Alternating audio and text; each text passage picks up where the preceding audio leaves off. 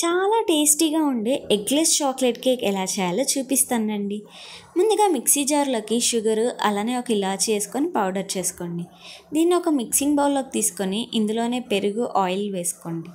దీన్ని మొత్తం విస్కర్తో వన్ డైరెక్షన్లో బాగా కలిసేలా కలుపుకొని ఇందులోనే ఒక కప్పు maida, half cup cocoa powder, Eno లేకపోతే బేకింగ్ పౌడరు, కొంచెం సోడా, చిటికెడు సాల్ట్ వేసుకొని వన్ డైరెక్షన్లో మొత్తాన్ని కలుపుకోండి. ఇందులోనే కొద్దిగా పాలు కూడా వేసుకొని కలుపుకోండి. బ్యాటర్ కన్సిస్టెన్సీ నేను వీడియోలో చూపిస్తున్న విధంగా ఉండాలి. తర్వాత ఒక కేక్ టిన్ అన్న లేకపోతే స్టీల్ గిన్నె తీసుకొని దీనికి ఆయిల్, పొడి పిండిని స్ప్రెడ్ చేసుకొని ఇందులోనే మనం ముందుగా ప్రిపేర్ చేసుకున్న బ్యాటర్ కూడా వేసుకోండి. దీన్ని ఒకసారి ట్యాప్ చేసుకోండి, ఎయిర్ బబుల్స్ ఉంటే పోతాయి. తర్వాత ఒక మందపాటి గిన్నెలో సాల్ట్ వేసుకొని అలానే ఒక స్టాండ్ అన్న ఇలా ఒక గిన్నె తీసుకొని ప్రీ హీట్ చేసుకోండి. నెక్స్ట్ మనం ముందుగా రెడీ చేసుకున్న బ్యాటర్ కూడా ఇందులో పెట్టేసుకొని ఒక 35 to 40 minutes దీన్ని లో టు మీడియం ఫ్లేమ్లోకి అడ్జస్ట్ చేసుకొని కేక్ని బేక్ చేసుకోండి.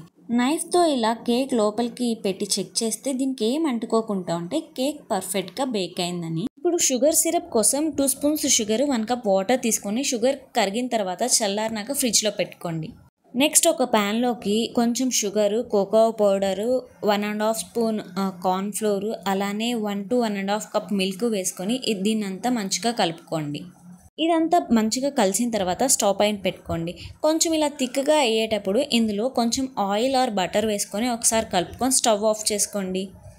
దీన్ని ఇలా కలుపుకుంటూ చల్లార్చుకోండి. ఇది చల్లారిన తర్వాత మనం కేక్ని రెండుగా కట్ చేసుకొని అలానే పైన పొంగిన పార్ట్ ఉంటుంది కదా, అది కూడా కొంచెం పక్కకు తీసేసుకుంటున్నాను. తర్వాత కింద మనం ముందుగా ప్రిపేర్ చేసుకున్న ఈ చాక్లెట్ గనాచ్ అలానే ఒక పార్ట్ కేక్ పెట్టుకొని దానిపైన షుగర్ సిరప్ వేసుకోండి. నెక్స్ట్ దీనిపైన మనం ప్రిపేర్ చేసుకున్న చాక్లెట్ని కూడా వేసుకొని స్ప్రెడ్ చేసుకోండి.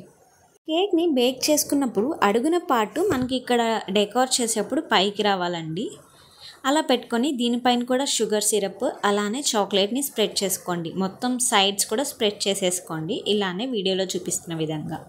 ఇంకా డెకరేషన్ పార్ట్కి వచ్చేసరికి మీ ఇష్టం అండి. మీకు నచ్చినట్లుగా చేసుకొని ఫ్రిడ్జ్లో పెట్టేసుకొని ఇది కూల్ వచ్చిన తర్వాత తీసి కట్ చేసుకోండి, చాలా బాగుంటుంది. ఒకసారి మీరు కూడా ఇదే విధంగా ట్రై చేయండి, టేస్ట్ మీకు డెఫినెట్గా నచ్చుతుంది, నేను గ్యారంటీ ఇస్తున్నాను.